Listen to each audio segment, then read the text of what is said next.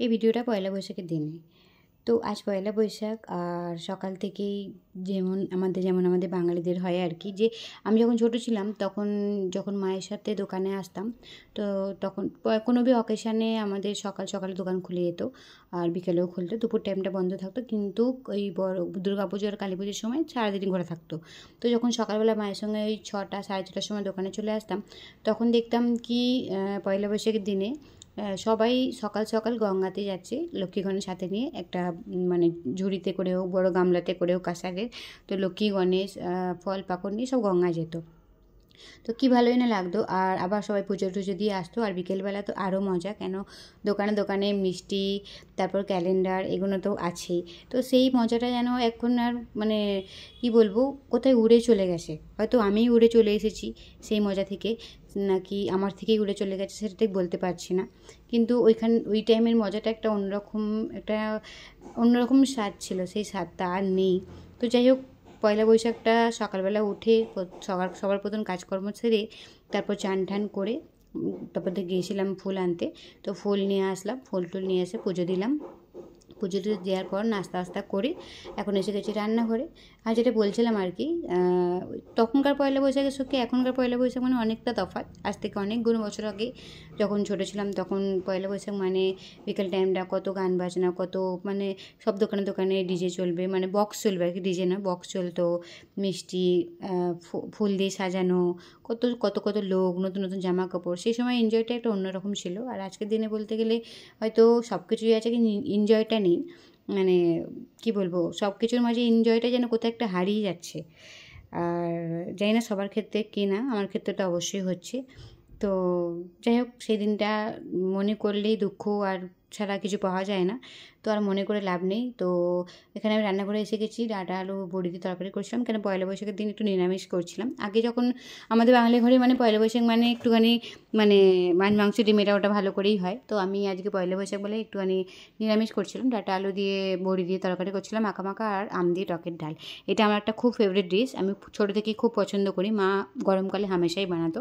তো তোমরা কারা কারা এই ডিশটা পছন্দ করো আমাকে অবশ্যই কমেন্টসে জানিও। আর আমি তো আম দিয়ে টকের ডাল খেতে প্রচুর ভালোবাসি। আর আমার যে ডালটা থাকে না, তাতে কোনো মিষ্টি থাকে না। আমার বাবুও মিষ্টি খায় না, আমিও মিষ্টি খাই না, বাবুর বাবা মিষ্টি খায়। ওকে একটু চিনি দিতে হয়, নাহলে ও খেতে চায় না। একটু মানে অনেকটাই চিনি দিতে হয়, আর আমাকে তো একটা দানাও চিনি চলে না। আমি ওই আম দিয়ে ডাল ওই চিনি দিয়ে আমি খেতে পারি না একদম। আমাকে তো আম দিয়ে ডালেতে ওই মানে আমটা বেশি বেশি হবে, আর ডালটা একটু গাঢ় গাঢ় হবে, আমাকে খুব ভালো লাগে। তো যাই হোক, এখানে শুকনো শুকনো করে ডাঁটা আলু বড়ি দিয়ে তরকারি করে ফেলেছি। এটা আমার খুব ফেভারিট, এটা আমি আমার মায়ের কাছ থেকেই শিখেছিলাম, আমি আগেও বানাতাম। আর এই গরমকালটা এই তরকারিটা আমার খুব ভালো লাগে, মাংস এক সাইডে আর এই তরকারিটা আম দিয়ে ডালটা আমার মানে কী বলবো, অনেকটা ফেভারিট ডিশের মধ্যে এটা পড়ে আর কি। তো যাই হোক, ঘরে সমস্ত কাজ সেরে আর আমরা চলে এসেছি দোকানে। আজকে না বাবুকে স্কুলে পাঠাই।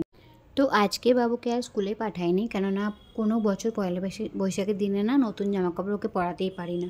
তো সেই জন্য ভাবলাম যে না, এখন তো বড় হয়ে গেছে, আর এবছরটা ওকে পয়লা বৈশাখে নতুন জামাটা পরাই, নাহলে কী হয় না, ও স্কুলে চলে যায়, ওই স্যান্ডো পরিয়ে পাঠিয়ে দিই। নতুন যেহেতু পড়তে হয় সেই জন্য একটা স্যান্ডো পরিয়ে পাঠিয়ে দিই, আর উপরে তো ইউনিফর্ম থাকে।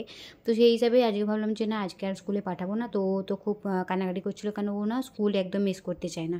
ও স্কুল টিউশন ওকে যেতেই হবে, আর স্কুল মিস করলে সত্যি এটা ঠিক কথা কি, এখন যেহেতু বড় হয়ে গেছে আর পড়ার প্রেশারটা বেড়েছে, আর জানি না কালকে কী বলবে যখন স্কুলে যাবে। তো অনেকটাই মিস হয়ে যাবে, যেগুলো লেকচার মিস হয়ে যাবে, বাকি জবি স্কুলে যেটা করাবে না সবটাই মিস হয়ে যাবে। তো যাই হোক, নিয়ে চলে এসেছি। মনটা তোর একটু খারাপ, বারবার বলছে মা দেখো এখন স্কুলের টাইম হয়ে যাবে, আর কিছুক্ষণ বাকি থাকবে, 12টার মধ্যে আমি বেরিয়ে যাবো এখান থেকে, এরকম বারবার বলছে।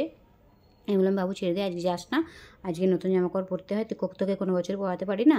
তো এই বছর একটুখানি একটা দিন মিস হলেই বা প্রথমের দিকে তো অত অসুবিধা হবে না, কারণ নাহলে না ও সারা বছরে ওই বছরের শেষে ওকে ওই দুটো হয়তো মুশকিল সে 2 থেকে 3টে ছুটি হয়, কখনো এবছর 2টোই হয়েছে।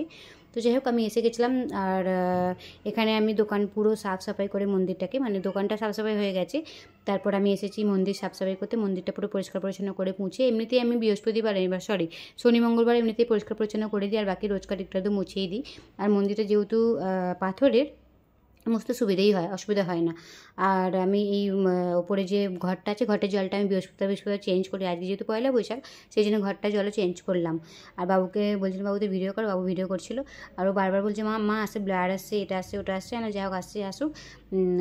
ও আমাকে বলছিল যে আমি বাইরেটা খেলবো, আমি এখন বাইরেটা যাস না, খুব রোদ্দুর আছে, তো এখানটা বসে তুই ভিডিও করলে কর, আর নাহলে টিভি দেখ বসে। তো আমাকে ভিডিও করে দিচ্ছিলো, ওদিক থেকে ভিডিও নিচ্ছিলো। তো বলছে এখান থেকে ভিডিও নেবো, ওখান থেকে ভিডিও নেবো, আমাকে বলছে। মানে হ্যাঁ, ভালো করে ভিডিও নিয়ে তাহলে তুই বড় বলে একটা কাজ করে, পড়াশোনা তো করতে চাইছিস না, তো একটা কাজ করবি, ফটোশ্যুটে বানিয়ে যাবি। তো হাসছিল। যাই হোক, না মোটামুটি পড়াশোনাটা যথেষ্ট ভালো, আর রেজাল্টও খুবই ভালো করে।